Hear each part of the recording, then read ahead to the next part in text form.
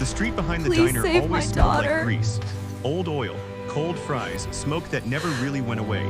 Every evening when the sun started to slide down behind the buildings, the staff would clock out, light cigarettes, and talk trash. And that's when she showed up. A tiny girl, too big t-shirt, skinny arms, hair tied in a crooked braid, hands black with dust. She walked straight to the trash cans like it was a routine, like this was normal. "Yo, there she is again," one waiter muttered, leaning against the back door. "Who?" the hostess asked, scrolling her phone. "That stray kid, the one who digs through our leftovers, for real, she's here every day." He wrinkled his nose. "So gross, look at her clothes, I swear she smells like the dumpster." Another server peeked over his shoulder. "Man, don't say that so loud." "Why, boss doesn't care, kid's basically living off our trash. One day she'll swipe something for real." "I heard she doesn't even have a dad," the hostess added like it was gossip. "And her mom, total mess, whole situation's sad, no cap." They laughed softly like it was entertainment. Meanwhile, the girl Nina lifted a takeout box from the trash bag. She checked it carefully, picked away the parts that touched the dirty plastic, found half a piece of chicken, a small chunk of sausage, one untouched dinner roll. Her eyes lit up. "Mom," she whispered to herself like she was already talking to someone. "We get meat today." She tucked the food into a torn grocery bag, tied it up, and hugged it to her chest like it was treasure. The alley opened out to the street. Cars rolled by, people passed without looking at her. Nina jogged toward the old apartment building 2 blocks away. Every few steps she checked the bag again to make sure nothing fell out. "Mom's gonna be so hyped," she said under her breath. "I scored big today." The building looked tired, paint peeling, stairs creaking, mailboxes busted. Nina hopped up the steps like she'd done it 1,000 times, 3rd floor.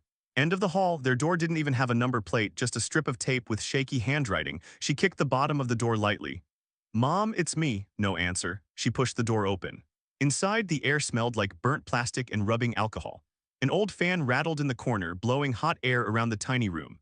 On the bed, really just a thin mattress on a wooden frame, sat a woman in her 30s, staring out the window like she was looking at something miles away. Her hair was tangled but clean. Her face was too pale. One leg was wrapped in an old brace. She held a photo frame in her hands. She always held that photo. "Mom," Nina said, dropping the bag on the little table, "look what I got. Real sausage today, not just bones." The woman blinked and slowly dragged her eyes away from the window. "And Nia," her tongue tripped over the sounds. "It's Nina, Mom, but close enough," the girl said with a grin. "Look, see, sausage. And chicken and bread, that's not even that stale. We're eating good tonight, Mom, for real." Cara Lane, Nina's mother, smiled faintly. Her smile was small, a little crooked, like the muscles on one side weren't fully cooperating. "Good girl," she whispered, each word careful like she was walking across ice. "You worked hard." "It's not work, Mom, I just get the stuff nobody else wants." "Easy," Nina shrugged. "Sit tight. I'll heat it up, okay?" She moved with the confidence of someone who'd done this routine every day. Pan, a little water, a dab of oil from a reused bottle. Sizzle, grease popped. Cara watched her. Her fingers touched the photo frame again. In the picture, a younger version of her stood in front of a building, laughing, her arm wrapped around a tall man in a suit. His smile was bright, confident, the kind of smile that said, "Nothing bad ever happens to me." His name, though Nina didn't know that yet, was Glenn Baker. "Mom," Nina said after a minute, "you okay? You're kinda zoning out again." Cara blinked. I'm okay," she said slowly. The words came out like they were stuck in mud. "Just tired." "You say that every day," Nina replied. "You're always tired, Mom." Nina plated the food in 2 chipped bowls. She scooped the smaller piece of meat for herself. The bigger piece she put carefully in her mom's bowl. Cara caught it. "Hey," she whispered, frowning. "You take that." I'm not hungry." "Cap," Nina said, shaking her head. "You're always hungry, you just don't feel it 'cause of the meds. I heard the nurse say that." "What nurse?" Cara asked, confused. "You know. The one who used to come by before they said we couldn't afford visits anymore." Nina's voice stayed cheerful, but the words stung. "Eat, Mom, I'm serious, I'm not playing." Cara hesitated. Then she picked up the meat with her shaky fingers and took a small bite. Grease shone on her lips. Nina watched her like a hawk. She only picked up her own fork once she was sure her mom had really swallowed. Outside, the city hummed. Inside, the room was quiet except for the fan, the clicking of forks, and Nina's gentle humming. "Mom, yes. Were you always like this, before you know the fire?" Kara's hand trembled. The fire, her eyes clouded. There was smoke. So much smoke, couldn't breathe, couldn't see. I think someone pulled me out." "Who?" Nina asked. "A firefighter." Kara stared at the photo again, her thumb rubbed over the man's face. "I don't remember," she whispered. "My head got messed up, the doctor said." She trailed off. "That's okay," Nina said quickly, not wanting her mom to spiral. "You don't have to remember everything. I'm here now, I got you." She gave a thumbs up. Kara stared at her daughter, eyes wet, voice soft. "You shouldn't be the one taking care of me," she whispered. "You're just a kid." Nina flashed a lopsided grin. Relax, Mom, kids grow up fast these days, haven't you heard? She joked. Plus, I'm kinda beast at this survival thing. Kara laughed. The laugh was small but real. Across town, in a neighborhood where trees were trimmed and sidewalks were clean, a black car crawled through evening traffic. Inside sat an older man in a tailored suit, silver hair, jaw clenched. This was Mr. Mason Baker, chairman of Baker Group. Beside him, his assistant checked something on a tablet. Tomorrow morning, the assistant said, the cemetery wants you to confirm the plot. Mason stared out the window. Have them pick something sunny, he muttered. But sir, the assistant said, lowering his voice, Mrs. Baker is still opposed. She says she doesn't believe Miss Cara survived that fire. She thinks we shouldn't waste money on— Enough, Mason cut in sharp. If she's truly gone, I owe her that much. If she's alive, I owe her even more. He closed his eyes just for a second and saw smoke, flames, a woman running into danger. This, he whispered, almost to himself, is something I'll owe her for the rest of my life. The assistant swallowed. Yes, sir, the car rolled on. Somewhere across the river, in a broken apartment, the woman Mason thought was dead fed her kids scraps from a diner. The next day started the same. Nina checked on her mom's pills. Counted them one by one. Morning dose, she said. Down the hatch, Mom. Kara dreaded the bitter taste, but she swallowed anyway. Good job, Nina said. I'll be quick. I'll go check the diner early today. Maybe they threw stuff out from breakfast. Kara grabbed her wrist suddenly. Nina, don't go far, okay? Nina tilted her head. Why you scared I'll join a gang? She teased. Kara didn't smile this time, her brows pinched together. I had a bad dream, she murmured. You were calling me, I couldn't reach you, Nina softened. It was just a dream, Mom, she said. I'll be back before you even miss me, promise. Cross my heart. She placed Kara's hand over her own chest. Feel that? Still beating, she joked. I ain't going nowhere. Kara's grip loosened. Slowly she let Nina go. Nina skipped down the stairs, humming. Halfway down, she stopped. Her chest felt tight. Not too bad, just weird, probably hungry, she thought. It happened sometimes. She pushed it aside. The sun was brutal that day. The diner's back door was propped open, letting heat spill out along with the smell of bacon and eggs. Nina waited in the shade until the lunch rush slowed. The head waitress saw her first. Aw, hell no, she mumbled. She's back again. Another server rolled his eyes. Just ignore her. Boss said as long as she doesn't steal from the customers, we look the other way. Still freaks me out, the hostess said. Kid digs through food like a raccoon. Makes my stomach turn. Man, you're dramatic, a busboy snorted. She's just hungry. Her mom's hot though, someone added quietly. Shame her brain scrambled, smoke inhalation or whatever, whole thing's sad. The door swung wider. Someone shoved a big trash bag out. Nina perked up. Jackpot, she whispered. She waited, counted to 5, then ran over. She dug gently, practiced. There, half-finished burger, a whole side of fries, some fruit nobody touched. She worked like a surgeon. She didn't notice the car that had just pulled into the alley. Kara was not supposed to be outside, but her mind didn't always listen to rules. One moment she was in the apartment, staring at the photo, hearing Glenn's voice in her head. The next moment she was on the sidewalk, limping, breathing too fast, clutching that same frame to her chest. Cars honked. She stepped off the curb without looking. A black sedan screeched to a halt. Lady, are you crazy? The driver shouted, leaning on his horn. The passenger door flew open. A man in his 30s stepped out, sharp suit, expensive watch. Tired eyes, Glenn Baker. He moved fast, yanking the woman back from the front of the car. Are you out of your mind? He snapped. You trying to get yourself killed? Kara stared at him, her brain fuzzed at the edges. The sunlight haloed his face, something inside her tugged. Glenn, she whispered, voice shaky. He froze. No one had called him by just his first name like that in years, not like that, soft, familiar. His fiancée, Rosie, stepped out from the other side of the car. Babe, what's going on? She asked, adjusting her sunglasses. Who is this woman? Some crazy lady who jumped in front of the car, Glenn muttered. We barely touched her. Rosie looked Kara up and down, took in the cheap clothes, the limp, the way her hands shook. She said. There's always somebody trying to pull a scam.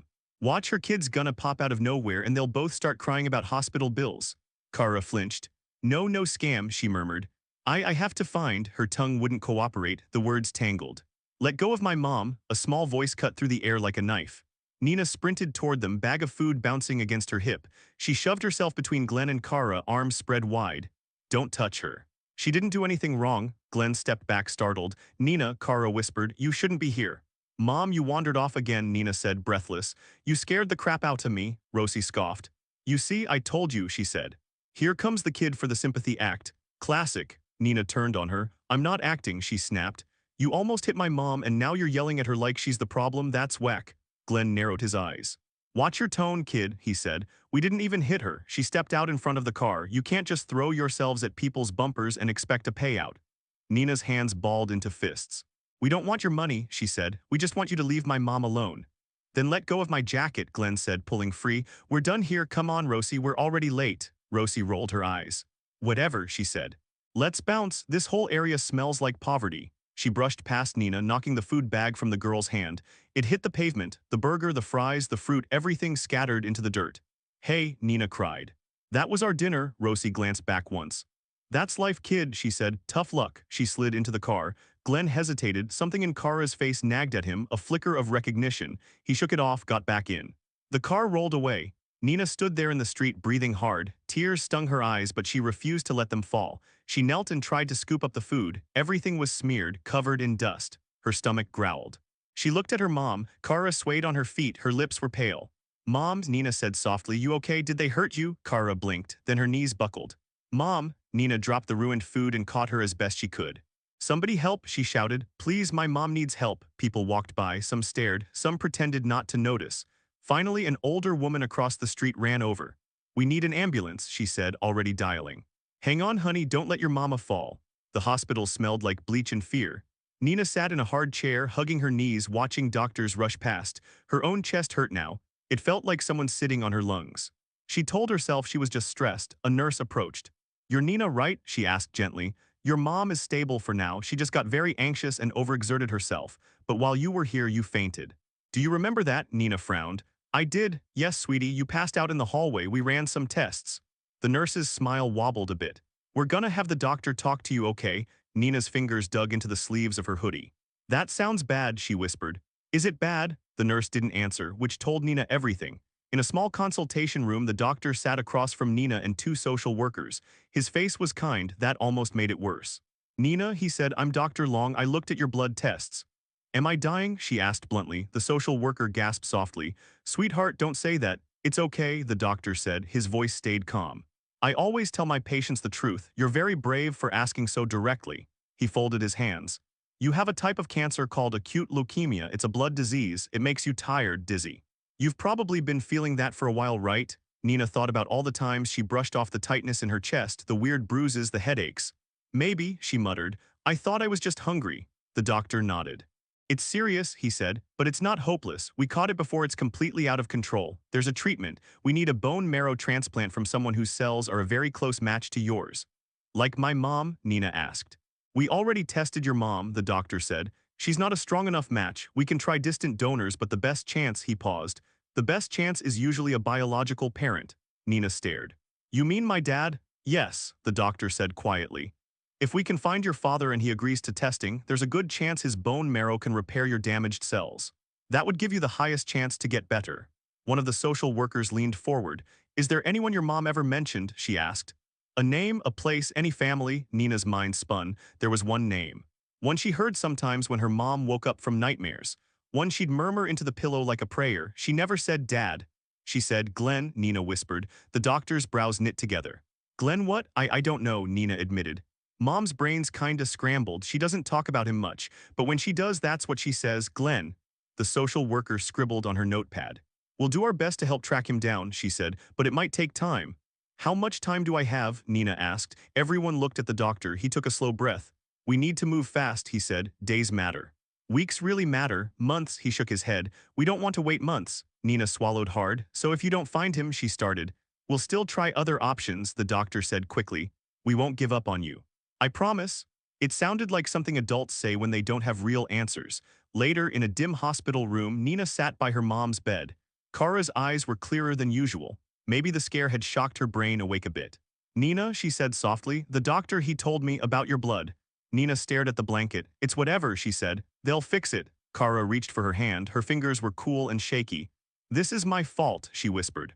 If I wasn't like this, you wouldn't have to, you wouldn't. Mom, stop, Nina cut in. This isn't on you, bodies just glitch sometimes, like old phones. Kara almost smiled. Doctor said your dad could help, she said. If we find him, Nina kept her eyes down. Do I even have a dad? She asked quietly.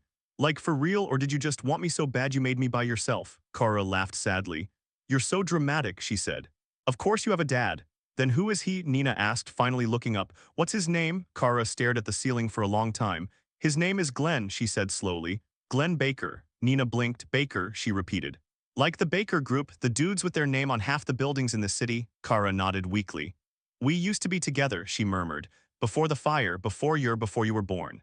Before everything went sideways. Nina's heart pounded. So my dad is rich, she asked. Like rich? In his world, Kara said, money is nothing, but his family, they're cold, they didn't want me. Didn't want us? Then why didn't you tell him about me? Nina demanded. Why didn't you tell him I'm sick? Kara's eyes filled with tears. I thought he was gone, she whispered. They told me he walked away. That he never wanted to see me again. Then the smoke, the hospital, my head, I couldn't remember what was real anymore. I just tried to keep you alive. She squeezed Nina's hand. You're the only reason I survived, she said. Without you, I don't know where I'd be. Nina's throat tightened. Mom, she said, voice rough, if I die, who's gonna take care of you? Kara flinched. Don't say that, she choked. I heard the doctor, Nina said. Don't lie to me, I'm not 5. If they don't find my dad, my chances suck. Her eyes burned. Mom, I don't want to leave you like this. Kara shook her head, tears sliding down her cheeks. I should be the one going first, she whispered. Not you, never you. Nina wiped her own face with her sleeve. Then we're not letting that happen, she said. Simple. She took a breath. A plan formed in her head, half-baked, dangerous. But still a plan. Mom, she said slowly, what if I go find him? Kara stared at her, horrified. No, she said immediately. Absolutely not. He lives in a whole other world. They eat people like us for breakfast. I already eat trash for dinner, Nina said. Can't be worse than that. Nina, Mom, she said, voice steady now, I can't just sit here and wait to die. I'm not built like that. If my dad is really Glenn Baker, he's out there living his life while we're scraping plates. And if I'm sick because I got his blood, she held up her wrist. Then he can use that same blood to fix me. That's only fair, right? Kara squeezed her eyes shut. She could still remember a younger Glenn laughing, promising he'd protect her forever. Then the fire, the lies, the years of silence. He doesn't know about you, she whispered. He might not believe you. Then I'll make him, Nina said. You think I can't be annoying, despite everything, Kara snorted. Yeah, she said, you're very persistent. Exactly, Nina said. Let me be persistent where it counts. She shifted closer. Mom, tell me where he lives, she insisted. Tell me everything you remember, his company, his family, the car he drives, his grandma's face. I'll find him, Kara hesitated. The doctor's words echoed in her head. If we move fast, days matter. She looked at her daughter, at the bruises already forming on the girl's arms, at the stubborn fire in her eyes. Glenn Baker, she whispered again, like saying his full name might break a curse. He lives in Riverside Heights now, big white house on the hill. Baker Group owns the tower downtown with the spinning logo. He has a grandmother, tough woman. Cold, she never liked me. Cool, Nina said. Old rich mean grandma, got it, classic. Nina, please, Kara begged. I'm scared. Me too, Nina said softly, but I'm more scared of doing nothing. She took a long breath. I'll go tomorrow, she decided. You rest, take your meds, wait for me, I'll bring him back, and if he won't come, her jaw clenched. Then I'll drag him. Kara let out a broken laugh. You sound just like him, she whispered. Stubborn, loud, always think you're right. Nina smiled faintly. Guess I got something from him after all, she said. She leaned forward and hugged her mom carefully. Kara wrapped her arms around her as tight as her shaky muscles allowed. Please, Kara whispered into her hair, please come back to me. You're stuck with me, Mom, Nina said. No way I'm ghosting you. Nina goes to sleep that night with her mind racing. Outside the hospital window, the city glows. In a mansion on the hill, under soft golden lights, Glenn Baker listens to his grandmother talking about business, about legacy, about his upcoming arranged marriage, and has no idea that his daughter is about to come looking for him. For real, morning at the hospital started too bright, the lights were too white, the room too quiet, the beeping way too loud. Nina woke up on a plastic cot next to her mom's bed, her back hurt, her throat felt dry. Her chest felt heavy. For a second she forgot where she was, then she saw the IV line in her own arm and remembered. Leukemia. Bone marrow, Dad. She swung her legs over the edge of the cot and stood up slowly, her head spun. Whoa, she muttered. Okay, chill, one step at a time. Her mom was awake, watching her. Kara's hair was messy on the pillow, eyes clearer than usual, like the fear sobered her brain a little. Nina, she said. You okay? Nina forced a smile. I'm straight, she lied, just tired, hospital beds suck. Kara tried to smile back, but her eyes flicked to the IV. Today, she said, the doctor wants to talk. About treatment. Good, Nina said. That's what we want, right? Treatment, fix me up, let's go. Her voice sounded braver than she felt. Dr. Long sat behind a small desk, same kind look on his face as yesterday. There were papers spread out in front of him. Charts, numbers, things that looked important. Nina sat in the chair, her legs didn't quite touch the floor. Kara sat in a wheelchair beside her, fingers curled tight around the armrests, breathing slow like she was trying not to panic. Dr. Long folded his hands. All right, he said, calm and clear. I'll keep this simple. Nina, your leukemia is aggressive. We can manage it for a while with medicine. But to give you the best shot at a normal life, we really need a bone marrow transplant. You already said that, Nina replied. From my dad. Right, he said. We tested your mom, no match. We tested our donor registry, no strong match there either. A biological parent usually has the highest chance. In your case, the lab matched your blood markers with one very specific profile type. He tapped the paper. We can't see identity from just this, but medically it lines up with something we call a direct parental pattern. The easiest way to say it is, your dad is almost certainly your best chance. So I gotta find him, Nina said. ASAP? Yes, he said. Time matters. We can keep you stable for a bit with medication, but the longer we wait, the more your cells get damaged. We don't want to chess around with that. He glanced at Kara. Miss Lane, he said gently, I know this is tough, but is there any way you can help us locate him? Family, friends, workplace, anything? Kara licked her lips. Her speech came out slow but more connected than yesterday. He lives in Riverside Heights, she said. Big white house, on the hill, name is Glenn Baker. His family owns Baker Group. Dr. Long's eyebrows went up. As in the Baker Group that sponsors half our machines, he asked. Kara nodded weakly. Yes, she said, we were together before the fire. Nina watched the doctor's face. He tried to hide it, but she saw the shift. Oh, he knew exactly who that was. That's useful information, he said carefully. I'll reach out through official channels as your doctor, but that may take time. Legal stuff, privacy stuff, corporate stuff, all that. Nina's jaw tightened. I don't have time for corporate, she said. Nina, he cautioned. No, I'm serious, she said. If my clock is ticking, I'm not just gonna sit here and hope some fancy office person answers your email next year. She stood up. The room spun again, but she planted her feet.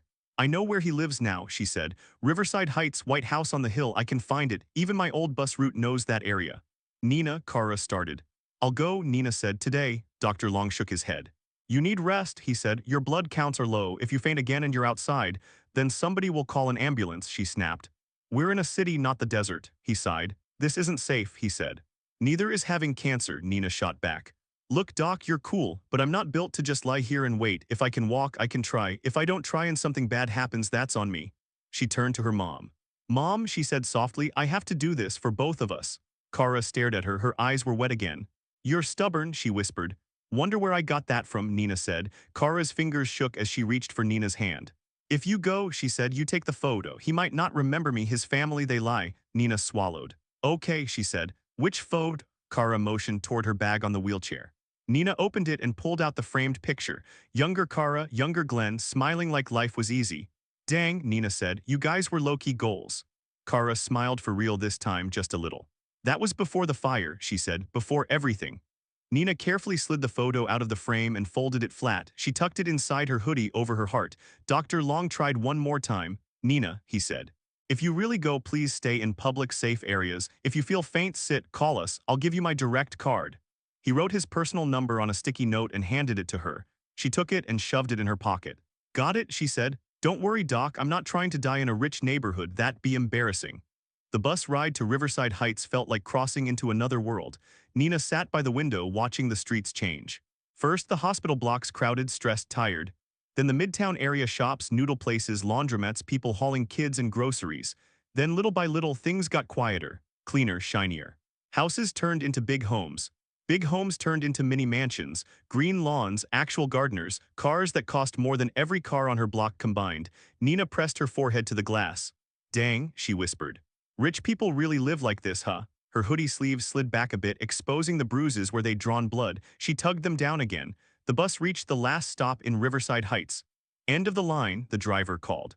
Nina got out. The air smelled different, like flowers and chlorine. She looked up at the hill. There it was. The house was exactly how her mom described it, huge, white, with tall windows and stone steps.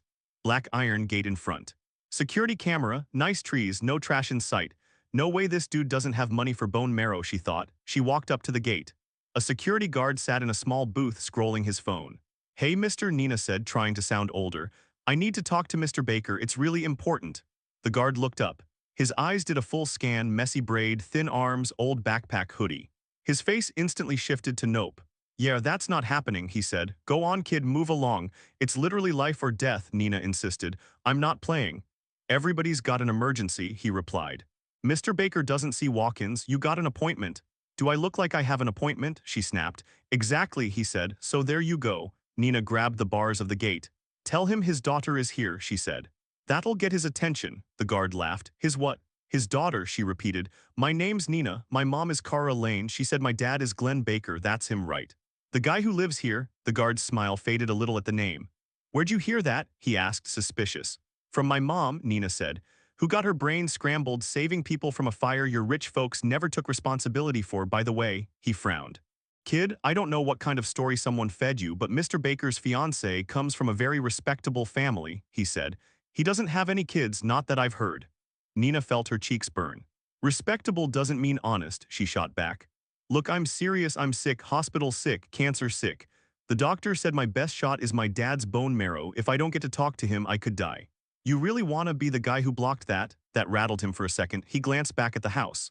Wait here, he muttered. He picked up the phone. Ma'am, he said, we've got a situation at the gate. There's a girl here. Says her name is Nina, says her mother is Cara. She's asking for Mr. Glenn, claims she's his daughter. There was a pause. Nina couldn't hear the voice on the other end, but she heard the tone. Sharp, angry, the guard swallowed. Yes, ma'am, he said quietly. I'll hold her here. He hung up and stepped out of the booth. Someone's coming to talk to you, he said. You stand right there, don't move. And don't try any funny stuff. I'm literally like 70 pounds, Nina muttered. What funny stuff you think I'm gonna do? Bench press the gate? He didn't laugh, he just watched her. The front door opened. A woman stepped out flanked by a younger maid. She wore a beige suit, pearls, and the kind of expression that said she'd never waited in line for anything in her life. Short, silver hair, perfect makeup, spine straight. This was Mabel Baker, Glenn's grandmother. She walked down the stone steps like she was descending from a throne. Her heels clicked against the pavement. Well, she said when she reached the gate, looking Nina up and down. So you're the little stray making trouble at my door. Nina's stomach twisted. There was something about this woman that made the air feel colder. My name's not Stray, Nina said. It's Nina. I'm here because I'm sick and I need to see my dad. Your father, Mabel repeated, eyebrows arching. And who exactly do you think your father is? Glenn Baker, Nina said. Your grandson. The maid sucked in a breath. The guard looked away. Mabel's eyes narrowed. Child, she said slowly, do you have any idea what you're saying? Yeah, Nina said. Do you? She pulled the folded photo from inside her hoodie and pressed it up between the bars. The picture was a little bent now, but the faces were clear. A younger Mabel hadn't yet forced this out of existence. That's my mom, Nina said, tapping Cara's smiling face. And that's your grandson, you can't tell me that's not him. The doctor said my blood markers match a direct parent. My mom told me everything. She almost died in that fire because of your people. Now I'm sick, and I'm not going away until you let me talk to him. For a fraction of a second, something flickered across Mabel's face. Recognition, guilt, fear, then it snapped away and turned to ice. Bring me that photo, she said to the guard, voice sharp. Ma'am, the kid says. Now, the guard sighed and stepped closer. Give it, he said. Nina snapped the photo back against her chest. No way, she said. This is my mom's, you can look, but you're not taking it. Don't argue with Mrs. Baker, the maid hissed. You have no idea who you're dealing with. I know exactly who I'm dealing with, Nina shot back. The people who left my mom to burn then pretended she was dead. Mabel's jaw clenched, her eyes hardened. Listen to me, little girl, she said, voice low and dangerous. I don't know what sob story your mother told you, but my son and his wife died in that fire, my family bled, my grandson was left orphaned. Don't you dare stand in front of my home and act like you're the victim here. Your family owns the company that used cheap materials, Nina fired back. My mom ran back into that building to help people. She came out broken. She raised me alone with a busted leg, a damaged brain, and zero help from you. Now I've got her blood and your grandson's blood mixed up inside me, and that blood is broken too. Her eyes shone, but she didn't look away. If you don't want to deal with me, she said, fine, but at least let me talk to him. Let me ask him myself if he wants his kid to die. Mabel took a deep breath, then she smiled. It was the coldest smile Nina had ever seen. Mr. Glenn has no children, she said crisply. He is engaged to a respectable woman, the Jones family. You may have heard of them. People like you don't just show up at gates and claim blood ties to my family, not without consequences. The maid leaned closer to Mabel's ear. Madam, she whispered, she looks like him, the eyes, the chin. It's kind of scary, honestly. Enough, Mabel snapped. She held out her hand. Give me the photo, she said again. We're done with this little performance. Nina hugged it tighter. No, she said. Over my dead, Mabel nodded at the guard. He moved fast, reaching through the bars, grabbing Nina's wrist. Hey, Nina yelled. Let go. He snatched the photo from her fingers. No, she screamed. That's my mom's. Mabel took the picture. Her eyes lingered on it for a long moment. The past stared back at her. Young Cara, young Glenn, love, promise, everything Mabel had tried so hard to erase, her hand shook. Burn this, she said quietly to the maid without looking away from Nina. Make sure it's gone. Every piece, the maid looked horrified. Ma'am, now, the maid swallowed and obeyed, clutching the photo like it was radioactive. Please, Nina begged, fingers gripping the bars until her knuckles turned white. Don't hurt my mom. That's all she has, you can hate us whatever, but don't. Mabel stepped closer. Her face was right up at the bars now. You listen to me, she said softly. For your own good, stay away from my grandson, stay away from Baker Group. If you keep chasing this fantasy, you'll only suffer more than you already have. Go home, take care of your mother, let this go. I can't just let go of leukemia, Nina said, voice shaking. I can't let go of needing bone marrow. This isn't drama, this isn't some TikTok story, this is my life. Mabel's eyes flashed. For a second, something almost like pain flickered there, then she straightened. Don't ever come to this gate again, she said. Or I'll have the police escort you somewhere you really don't want to be. She turned and walked back to the house. The guard let go of Nina's wrist. The maid hesitated halfway up the stairs. She looked back. The maid's eyes were softer. I'm sorry, she whispered. Then she hurried after Mabel, clutching the photo that held the proof Nina needed. The gate stayed shut. The world stayed split, Rich on one side, Nina on the outside. Nina walked away from the mansion on shaky legs. The further she got, the harder it became to keep the tears from spilling. By the time she reached the bus stop at the bottom of the hill, they were rolling freely. She wiped them on the back of her hand. Stupid, she muttered to herself. You went up there like you're in some movie. I'm your daughter, help me, like that actually works. She sank down on the bench, her chest hurt again. Not just from the leukemia. From the way Mabel had said, Mr. Glenn has no children. Like Nina didn't exist, like she was nothing. Her phone buzzed, the cheap one doctor long arranged for emergency calls. She checked the screen. Unknown number, hospital area code, she answered. Hello, Nina, it's Dr. Long, came the voice. Are you okay? You missed your blood check this afternoon. I'm fine, she lied, just took a field trip, he sighed. I assumed as much, he said. Listen, your mom's asking for you, she's restless, you should come back if you can, and Nina. What? She snapped more harshly than she meant to, his voice softened. Whatever happened out there, he said, don't carry it alone. You came back, right? That means we still have options, you hear me? She hated that he could tell she'd been crying just from her voice. Yeah, she said, swallowing. I hear you. The bus pulled up. She climbed on, sat at the back, stared out the window the whole way, watching big houses shrink into small ones until the world made sense again. When Nina walked into Kara's room, her mom's eyes went straight to her face. You found him? She asked, hope trembling in every syllable. Nina froze. The lie sat right there on her tongue. She could say, yeah, he wasn't home. Or, they said they'd pass the message. Or, it went okay, but the truth came out instead. He didn't even know I was there, she said. His grandma came out, she took your photo, called me a stray, said he doesn't have kids. Said I should stay away. Kara's fingers flew to her mouth.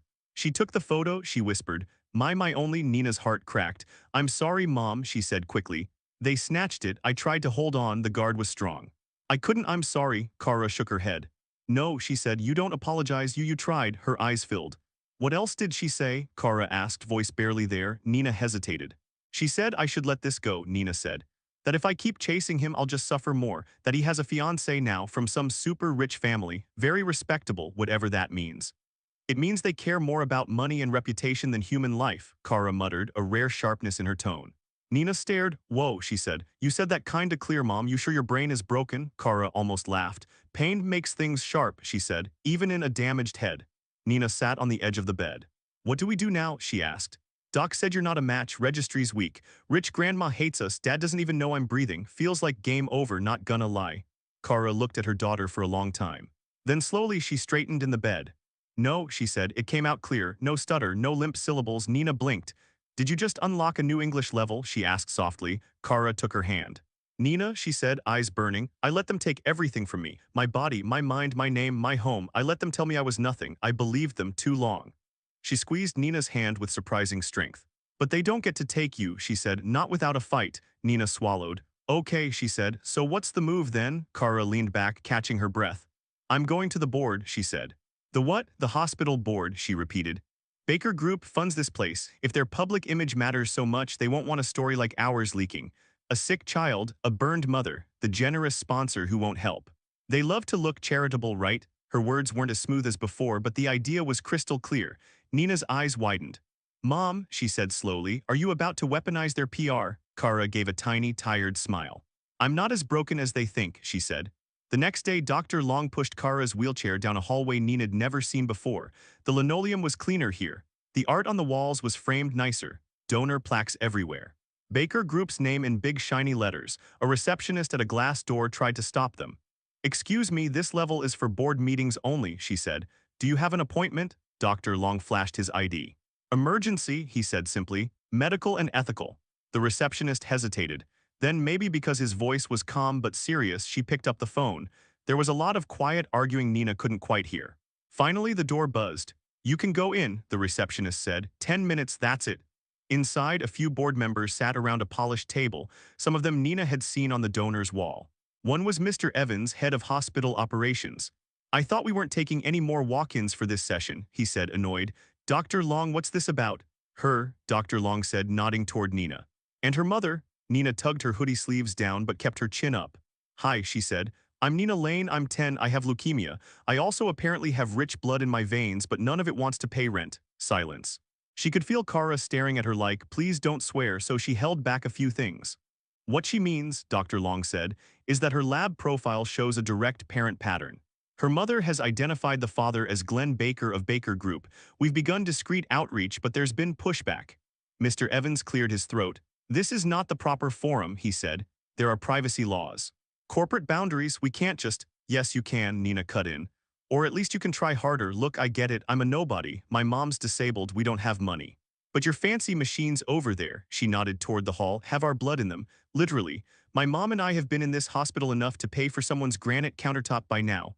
"That is not how billing works," one board member started, frowning. "You know what I mean," she said. "I'm not asking for a pony, I'm asking for a chance to live. You all like putting your names on plaques, right? This wing generously sponsored by blah blah blah." Imagine the headline. She held up her hands like a banner. "Baker Group heir refuses to save secret daughter with cancer." That go crazy online, for real. Several people shifted in their seats. "That's a very serious accusation," one woman said, "and potentially unfounded." "My mom has a scar on her leg, a damaged brain, and used to have a photo of her and Mr. Baker together," Nina said. "Your donor's grandma just burned that picture and called me a stray." Mr. Evans winced. "You're certain it was Mrs. Baker?" he asked. "The grandmother." "Short, expensive suit, face like she smells something bad all the time," Nina said. "Yeah, pretty sure," Kara spoke up then. "6 years ago," she said, slower now but pushing through, "I worked on a project, building using materials supplied by a Baker Group subsidiary. Fire safety was compromised. When the fire happened, people died. I inhaled smoke. My brain changed." She touched her temple. "They told me Glenn was gone," she whispered. "That he walked away, that he never wanted to see me again. I believed them. I had no lawyer. No family, just this kid." She reached back and squeezed Nina's arm. "Nina is sick," Kara said. "She needs his bone marrow. I don't care if he hates me. I don't want his money. I just want our child to live." The boardroom was dead quiet. Mr. Evans rubbed his forehead. "This puts us in a very delicate position," he said. "Our largest donor is implicated in morally questionable decisions at minimum." "Buddy," Nina said, "if you think this is just morally questionable, you need to step out of your office more." Dr. Long still kept his tone professional. "What I'm asking for," he said, "is simple. Use whatever channels you use when you want Baker Group to write another big check. Same speed, same energy. Let Mr. Glenn Baker know formally that a minor patient under our care may be his biological daughter and needs urgent testing." "And if he denies it?" another board member asked. "Then he denies it officially," Dr. Long said, "but at least he won't be able to say he had no idea." Nina looked around the table. "You all like numbers, right?" she said. "Data, charts, here's one, it's me. Doc says my numbers are bad. You have a big donor whose blood type, family history, and timelines all line up. So either he's my dad or the universe is trolling me.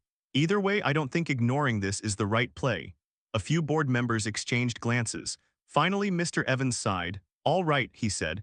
"We'll draft a formal notice to Baker Group's private office. Not the PR team, the legal and family office. Dr. Long, I'll loop you in so the medical side stays consistent." Nina exhaled slowly. "Thank you," she said, seriously. "I clown a lot, but thank you." "Don't thank us yet," one of them said. "This could still go sideways." Nina shrugged. "Everything in my life is already sideways," she said. "At least now it's sideways with a paper trail." The letter didn't reach Glenn right away. It went through channels, helpers, assistants, email filters, secretaries, family office. Mabel saw it first. She read the subject line. "Urgent medical notice, potential parental match required 4 bone marrow transplant confidential." She skimmed it. Her hands turned cold. "Ma'am?" the maid asked, noticing her face drain. "Is everything okay?" Mabel folded the letter slowly. "Nothing you need to worry about," she said. "Where is Glenn?" "In his office downstairs," the maid answered. "Miss Rosie is with him." "Of course she is," Mabel muttered. She walked toward the staircase. Halfway down she stopped. She could hear voices, Rosie's laugh, Glenn's deeper tone, something about shareholders, something about a wedding date. She stood there unseen. If Glenn saw this letter, everything she'd built the last 6 years could crack. He'd know Kara survived. He'd know about the child. He'd blame her for all of it. The thought of losing him, of losing control of the family line, terrified her more than any court, any headline. She went back upstairs, into her room, closed the door, opened a desk drawer full of old things, jewelry, documents, and a photo she hadn't burned. A spare copy of Glenn and Kara, younger and happy. She stared at it. I did what I thought would protect you, she whispered to the silent room.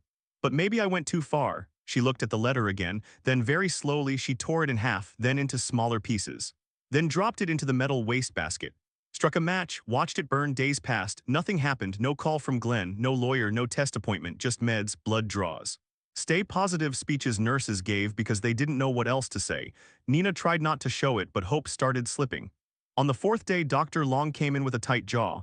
Any news? Nina asked. He shook his head. We confirmed the letter was received by the family office, he said. After that, radio silence. So they're ghosting us, she muttered. Love that. I'm not giving up, he said. But I wanted you to know where we stand. She lay back on the pillow, stared at the ceiling. My bones hurt, she said quietly. Feels like someone poured soda into them and shook the bottle. That's the disease, he said. The meds are doing some work, but they're not magic. She turned her head toward him. So if my dad never shows up, she said, what happens? He hesitated. I'll be honest, he said, we'll keep fighting. We'll use every tool we have, but your highest odds for a long-term remission still come from that direct match donor. So we're back at square one, she said. He didn't answer, which was the answer. That evening, Nina sat by the hospital window watching the sky turn orange. She wanted to punch it. Why did rich people get better sunsets? Penny for your thoughts, a nurse asked, passing by. You got more than a penny, Nina said. My thoughts are pretty premium right now, the nurse chuckled. Fair, she said, but Nina's mind was already somewhere else. If they wouldn't bring her dad to her, she'd have to keep going to him, but the gate was locked.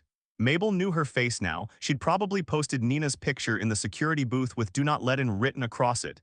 You're being dramatic again, she told herself. Think, a different approach. She couldn't go through the front. Maybe through the city instead. His company, Baker Group's tower downtown. Rich people have to go to work too, right? The idea clicked into place. She smiled for the first time that day. Round two, she whispered.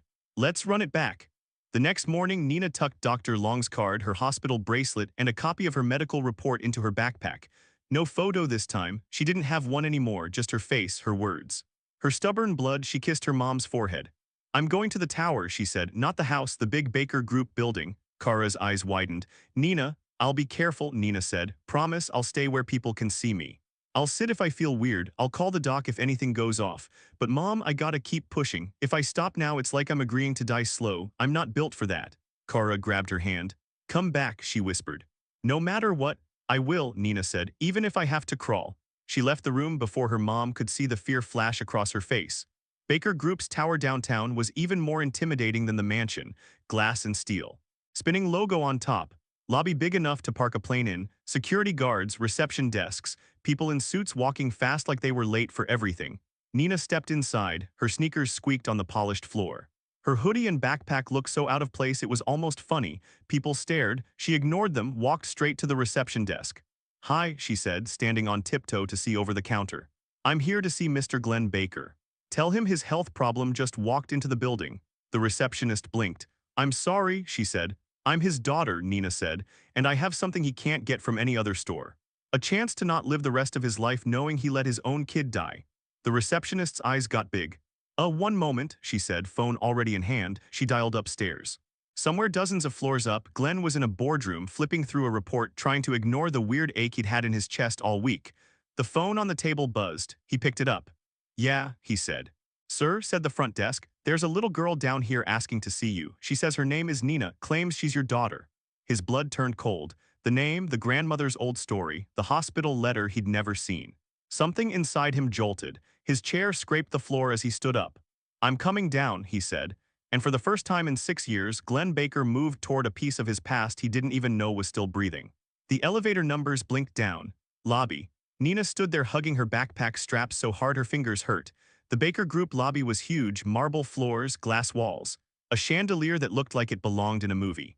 Grown-ups in suits walked around like they were on fast forward. She felt like a glitch in the scene. But she held her ground. The receptionist kept sneaking looks at her, phone still in hand, clearly nervous. Sweetie, she said, are you sure this is a good idea? Nope, Nina said, but it's the only one I got. The elevator door slid open, he stepped out, dark slacks, white shirt, jacket off, sleeves rolled up, tie loosened. Hair slightly messy, like he'd been dragging his hand through it all day. Face serious, tired but sharp, Glenn Baker. He walked like someone who was used to making decisions other people had to live with. He scanned the lobby.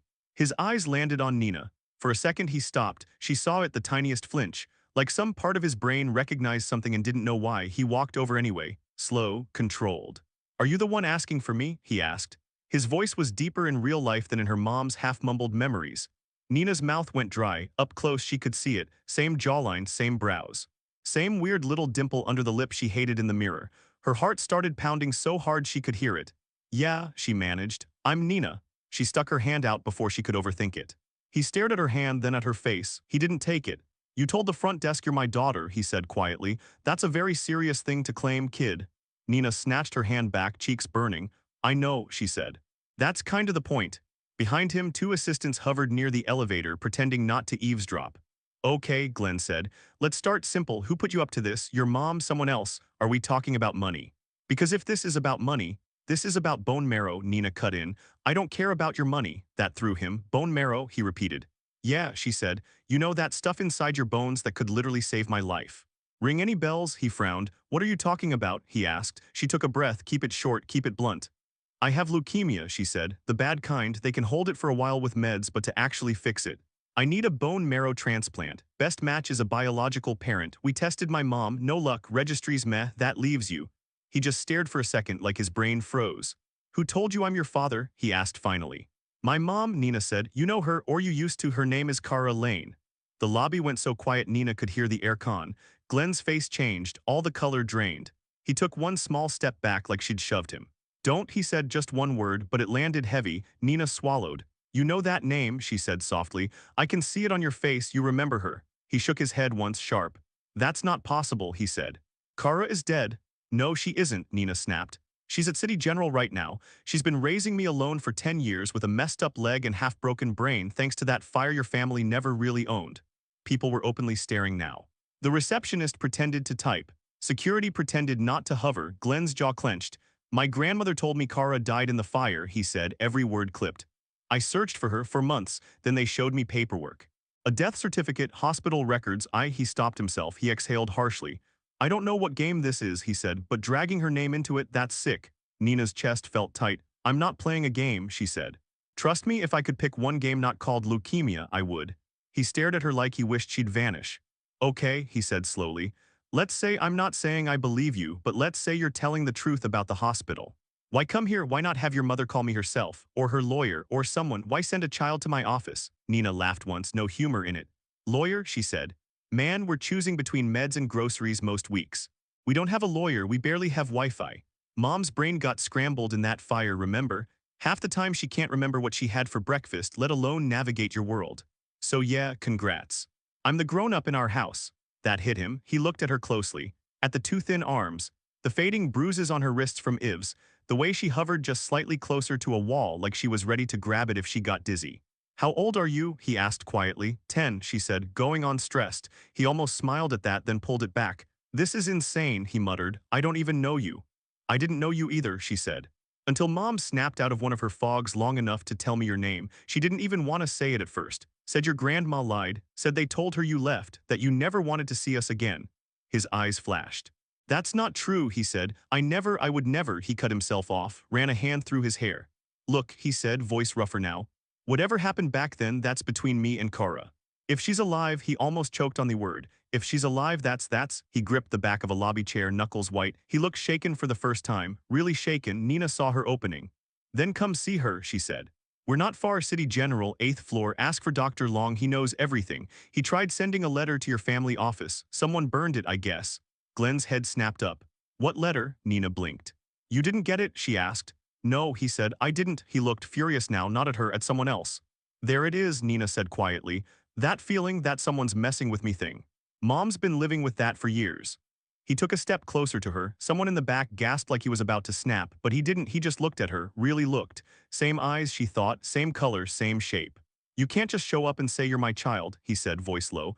That's not how this works. Even if Kara, if she's really alive, even if she had a baby, you don't know that baby is you. Doc says my DNA pattern matches a direct parent, Nina said. You know how odds work, right? Big business guy, put two and two together. You could be lying, he said. I could, she admitted, but I'm not, he scoffed. Everyone says that, he muttered. Every person who's ever tried to scam me has said I'm not lying. Nina felt something hot twist inside her. Cool, she said. Then don't believe me, believe the lab, come take the test. Swab your mouth, give some blood, easy. If I'm lying, cool, you wasted a half hour and we never bother you again. If I'm not lying, she spread her hands. Then you don't have to spend the rest of your life wondering if you let your own kid die because you were scared of being played. That line seemed to punch right through his armor. He flinched, but then the fear kicked in. Fear makes people mean. I don't respond well to threats, he said coldly, especially not from children who show up out of nowhere with stories that blow up my entire life. It's not a threat, she said. It's just the truth, he shook his head. This is insane, he repeated. You could have gotten my name from anywhere, online, gossip, old photos. You could have taken advantage of some real medical report. I'm not saying you're doing all that, but I've seen worse. People do wild things for money. I told you, Nina said, her voice shaking now, I don't care about your money. Everyone cares about my money, he said too fast. That's why I don't trust anyone anymore. Something about the way he said that sounded tired, old, way older than he looked. He reached for his wallet, pulled out a thick stack of cash, shoved it onto the reception desk in front of her.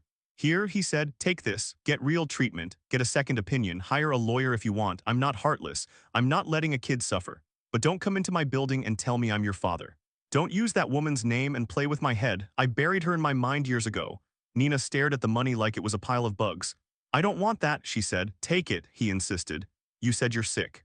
Use it, her throat burned. My blood is sick, she said, not my pride. And then it happened. Her vision went fuzzy around the edges, the world tilted. She grabbed the edge of the desk. Whoa, she muttered. Okay. That's not good. The receptionist jumped up. Sir, she's pale, she said. Like really pale, maybe she's not kidding about this leukemia thing. Nina's ears rang. The sounds turned into muffled static. Don't freak out, she tried to say. Sometimes my body just does this, her knees buckled. The floor rushed up. For a second she felt strong arms catch her. Glenn's voice sounded far away. Call an ambulance, he snapped. Now then everything went dark, beeping, always beeping. Nina woke to it, her eyelids felt heavy.